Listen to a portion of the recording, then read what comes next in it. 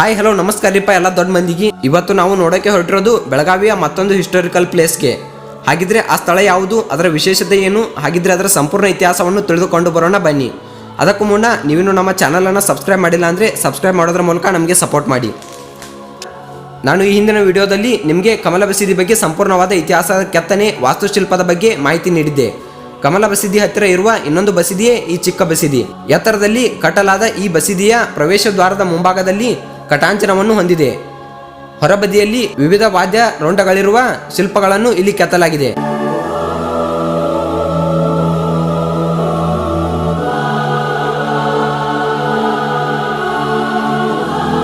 ಪ್ರವಾಸಿಗರಿಗೆ ಹಾಗೂ ನೋಡುಗರಿಗೆ ಇದೊಂದು ಅತ್ಯಂತ ಆಕರ್ಷಣೀಯ ಕೇಂದ್ರವಾಗಿದೆ.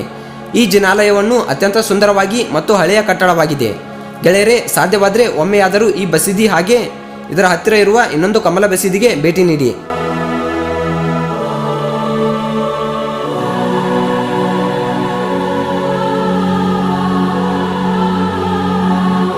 ಇಲ್ಲಿಯ ಸುಂದರ ಕಲೆಯನ್ನ ನೋಡಲು ಬನ್ನಿ. ಈ ಬಸದಿಯ ಮುಂದೆ ಹಸಿರು ಹುಲ್ಲಿದ್ದು ನೋಡುಗರಿಗೆ ತುಂಬಾ ಚೆನ್ನಾಗಿ ಕಾಣಿಸುತ್ತದೆ. ಈ ಬಸದಿಯು 2 ಬಾಗಿಲುಗಳನ್ನು ಒಳಗೊಂಡಿದೆ. ಈ ಬಸದಿಯ ಮುಂಭಾಗದಲ್ಲಿ ತುಂಬಾ ವಿಶೇಷವಾದ ಮತ್ತು ಬಹಳ ಅದ್ಭುತವಾದ ಕೆತ್ತನೆ ಇದೆ. ಈ ಬಸದಿಯ ಒಳಗಡೆ ಯಾವುದೇ ರೀತಿಯ ವಿಗ್ರಹವಾಗಲಿ ಏನೂ ಇಲ್ಲ. ಒಳಗಡೆ ದೊಡ್ಡವಾದ ಕಂಬಗಳಿಂದ ಕೂಡಿದೆ. ಬಸದಿ ಹೇಗಿದೆ ಅಂತ ನೋಡಿಕೊಂಡು ಬರೋಣ ಬನ್ನಿ.